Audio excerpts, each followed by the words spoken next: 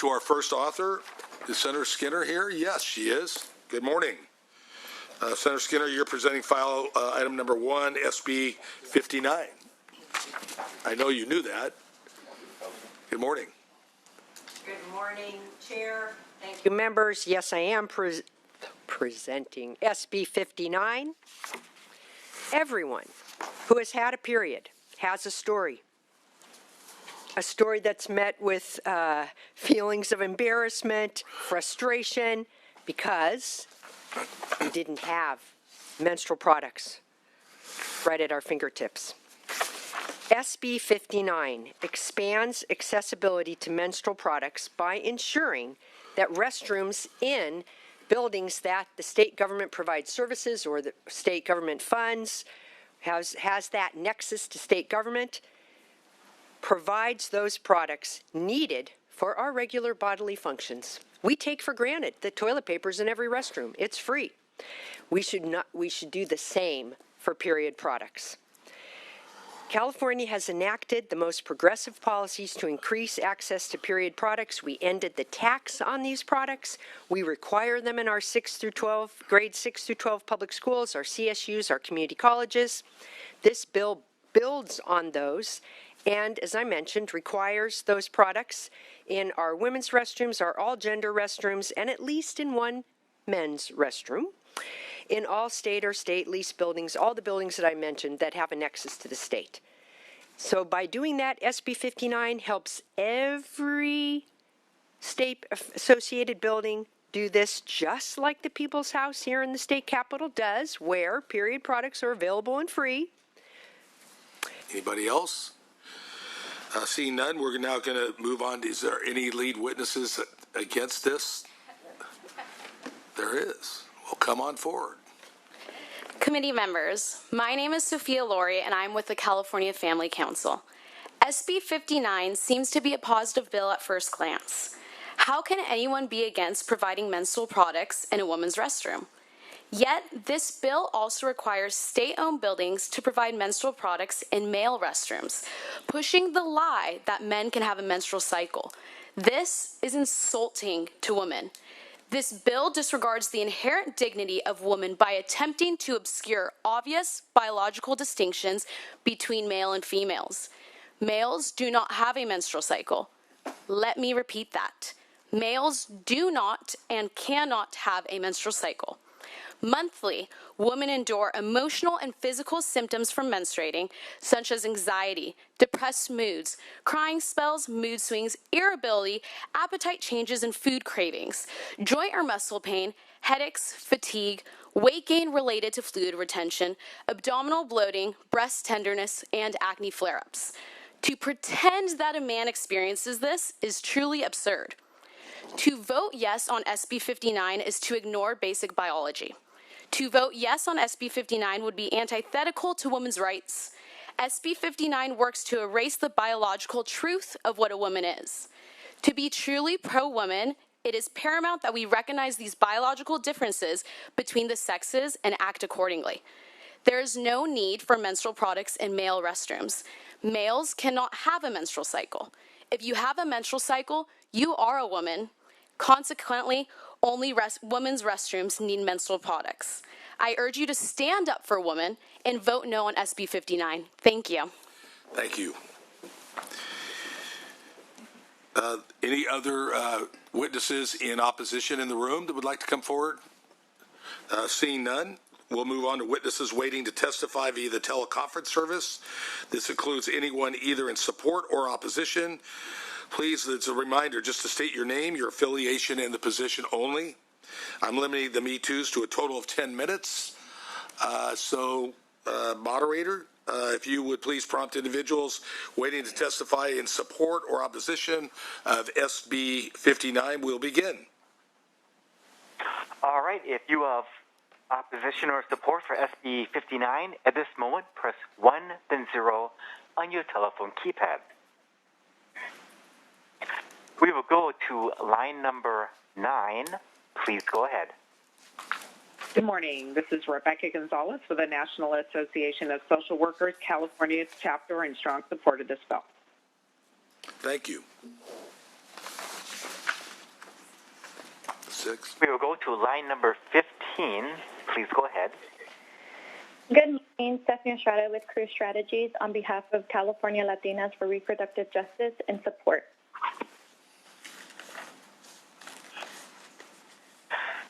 We will now go to line number 12. Please go ahead. Hello, my name is Annika Chandrasekharan, and I am a member of UCLA's chapter of Universities Allied for Essential Medicines, and I strongly support this bill. Thank you. We will now go to line number 11. Please go ahead. Hi, my name is Allison, speaking on behalf of UCLA's chapter of Universities Allied for Essential Medicines, and I am in strong support.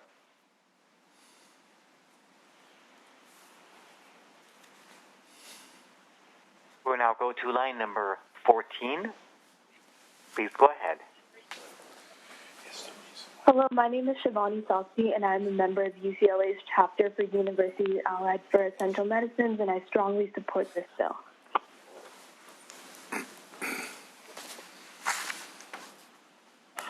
Our last comment comes from line number 13. Please go ahead.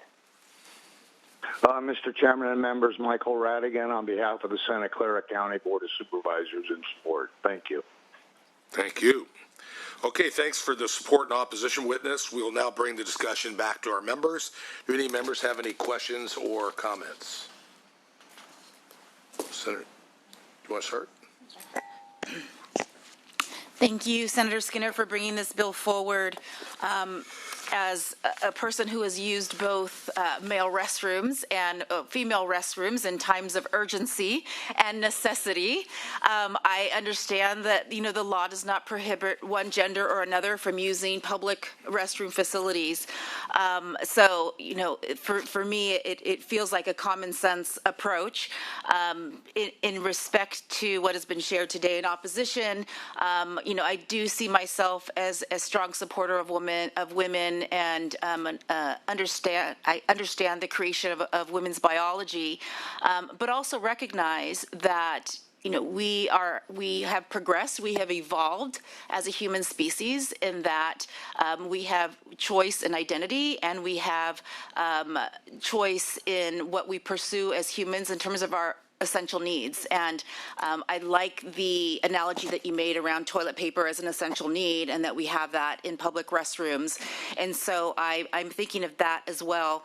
I also was concerned about the area of period poverty, which is very real in terms of impacting women or people that identify as a woman, and feel that, with the evolution of culture in our society, that this is one of the bills that would help us to evolve in our thinking and to reduce some of that stigma as well.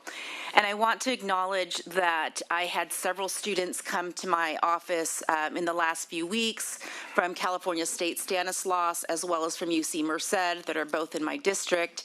And I asked this question about what they thought about this bill and why, and specifically about the piece around having period products in males' restrooms. And I asked both female, male, and cisgender students what they thought. And by far, the approach or the response was in favor of this bill. So I want to thank you for bringing that forward and for helping us to tease out some of the details of that. Thank you. Senator Ashby. Thank you so much. It's a really good bill, Senator Skinner. Thanks for bringing it forward. And I spare everyone all of our period stories because probably don't need to go there. But I will tell you, as a person who's had 3 children, you will find yourself at times needing menstruation products for things other than menstruation as well. So having them in multiple restrooms will support lots of people. And I think, kind of the obvious thing is, hey, if you don't need it, guess what? You don't have to use it. It'll just be there for the people who do. It's not going to hurt anyone. Also, as my colleague said, we're progressing and we're moving towards less gender restrictive restrooms, which necessitates a broad view of access for a topic like this. And then finally, just to be brief, I just want to say this because I think it's really important. I pride myself on being very pro-woman. And it would take an extraordinary amount of mental gymnastics to convince yourself that a no vote on this would somehow be pro-woman. Any other comments? Seeing none, we have a motion by Senator Archuleta. First, Senator Skinner, would you like to close? Thank you so much. If I had known what the opposition would express, I would have been equipped to give you some of the science on the fact that this is not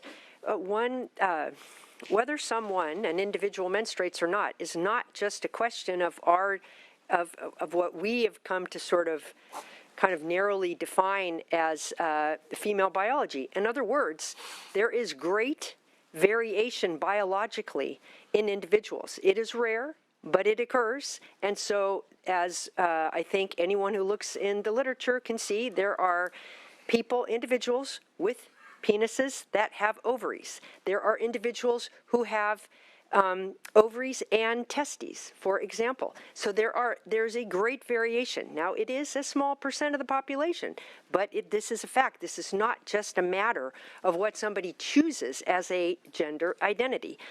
But beyond that, I think the other members' points as to why this is important is more germane. And, I grew up in a family where our family ran a community pharmacy, a drugstore. So you'd think that my sisters and I all would have had plenty of access to period products. But if I had every one of my sisters right here, we could all tell you more than many horror stories when we were ill-equipped. So this is very essential, and my close is, let's promote equity for all Californians that menstruate, period. I ask for your aye vote. Thank you, Senator Skinner. The motion is due pass to Health Committee. Secretary, please call the roll. Dodd? Aye. Dodd, aye. Wilk? Alvarado-Gill? Aye. Alvarado-Gill, aye. Archuleta? Aye. Archuleta, aye. Ashby? Aye. Ashby, aye. Bradford? Aye. Bradford, aye. Glazer? Jones? Not voting. Nguyen? Not voting. Ochoa Bo? Padilla? Aye. Padilla, aye. Portantino? Aye. Portantino, aye. Roth? Rubio? Ciardo? Bill has 7 votes. We'll put that bill on call. We'll now move to file item